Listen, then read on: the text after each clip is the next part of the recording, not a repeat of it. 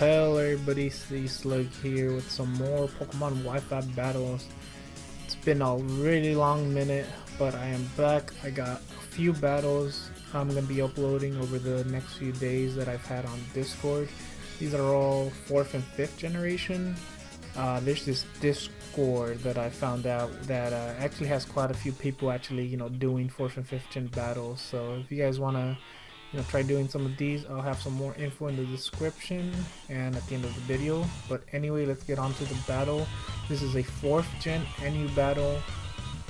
I kind of just got a grab bag type team. But anyway, I let off with Bastiodon to get up the rocks as he just switches out the Articuno into Pinsir. And I got this Sableye specifically just because I wanted a ghost type to, take the fighting moves, which is what I was expecting there, but he does just click Earthquake. However, it doesn't really do a whole lot of damage, so I should be fine to just take 2 of them, so that's why I click Will-O-Wisp, but he switches out into the Shuckle, which I am faster, so I'm going to burn it, and now I'm just going to taunt it so he cannot get up his rocks. And right here, I was honestly expecting him to just switch out. Now that Shuckle's taunted, can't really do anything, but no, he stays in and knocks off my leftovers, which sucks because I kind of just lose my passive recovery. But I mean, it's still fine for the most part. I can still recover and stuff.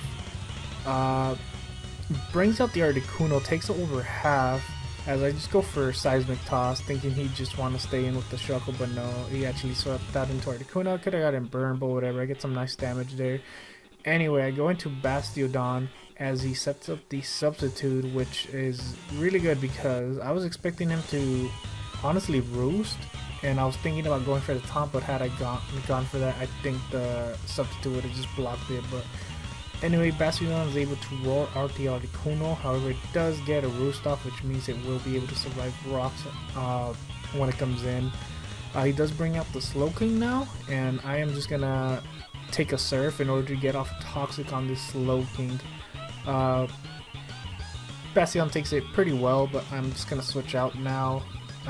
It's not at full HP anymore, but it still has some bulk left, so I'm just gonna call out the Bastiodon, send in Sableye again as he goes for another Surf. And now this Surf does a good chunk, but I will be able to just recover stall this Slowking now that it's poisoned. So I'm just gonna click recover again. He is just going to go for another Surf. I don't know if he was predicting my switch out into Bastiodon to try to stall out the poison, because I wasn't thinking that he would have Toxic. But he does have Toxic, so yeah. I recover right here. I could have gone into Bastiodon to, kind of like stall out some more Toxic turns, but yeah, I really was not prepared. I really wasn't thinking he'd have Toxic.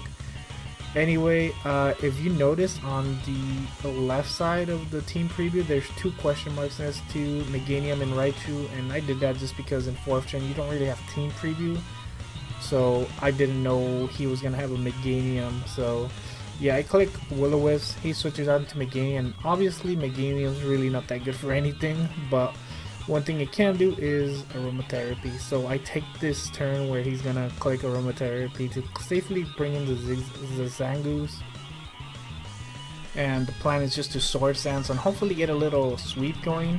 However, I kind of underestimate this Meganium. I know it doesn't really have the best attack stat, but unfortunately for me, a +2 return from Zangoose with Life Orb was not able to take out this Meganium, and now because of that Life Orb, 2 Seed Bombs from Meganium does take me out, so that really sucks. Kinda wanted to do more with that Zangoose, but should have found a better opportunity for it. But anyway, I'm just gonna bring in my Magneton now. It's Scarf, and I'm just gonna click Thunderbolt so I can get a kill. He does bring in the Shuckle, so that's what he picks as a Death Water. However, now he's able to bring out this Pinsir, and I honestly should have realized this at the time. I did not realize this, but this Pinsir is also Scarf. I switched out not knowing that it's Scarf, but mostly because I don't want to lose my Magneton, and a Thunderbolt isn't going to be able to knock out this Pinsir, so I kind of just sent out the Sableye just to Death Water it. Just because looking at what he had on his team, or what he had revealed, it wasn't going to be that useful. So anyway, I sent out the Wish Cache. and I'm just gonna go for a Dragon Dance now. Unfortunately, he starts to misplay a little bit. I didn't know he was Scarf, but since he is Scarf, he could have stayed in and, you know, attacked me a few more times. But then again, I probably would have finished him off, or I don't know. He probably didn't expect me to Dragon Dance, but I do it anyway and knock out the Articuno. You know, hit switching out gives me a free 200 Dragon Dance. But now this is where my opponent really started to mess up a bit. This battle definitely could have been a lot harder for me had he not done this, but he does bring in the Raichu, which is actually faster than me, which I didn't know if he'd outspeed me, but Raichus do get Grass Knot, so that's kind of what I was expecting. I kind of just risked it when I clicked Earthquake. Thankfully, he was faster, but he did not click Grass Knot. He just went for Substitute, but whatever. 2 Earthquakes will just knock out the Raichu, and here again, he also goes into Slowking, which at the amount of health that it has, another Earthquake is just gonna take it down. So yeah, I am getting a really good sweep off with Wish Cast, and I thought this was gonna be the game, but apparently not. This is Pinsir is able to outspeed me, and this is where I kind of find out that it's Scarf. But because it does outspeed me, you know, it gets off a hit. I do not kill it, or it does not kill me, and I go for Bounce, which probably was a mistake because had I just gone for like Waterfall, the Pinsir would have died, and he wouldn't have been able to switch out into Meganium. Anyway, as you guys saw, the Pinsir is faster than me, and I stay in. He locks himself into close combat, so had I had my Saber Life still, he would not have been able to lock himself into close combat.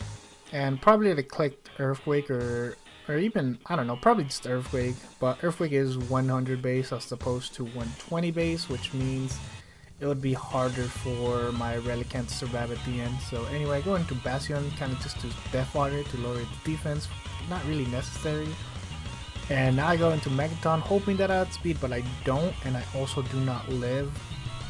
So we are both down to our last Pokemon, and he didn't know what my last Pokemon was, so this whole time, basically once he locked himself into close combat, he has just been hoping that the rest of my team will just get swept.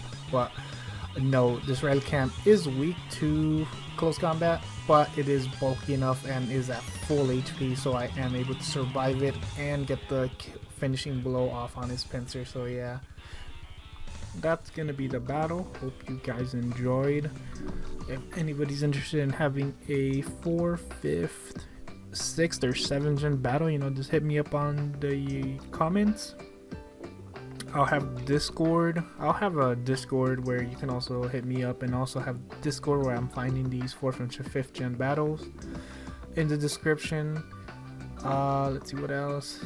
Yeah, I'm gonna be uploading a lot more now, so you know, like, comment, subscribe, and yeah, I have another battle I'm planning on uploading tomorrow.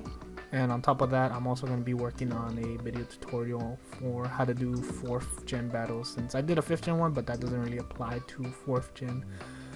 So yeah, anyway, that's going to do it from me. Hope you guys enjoyed, and later folks.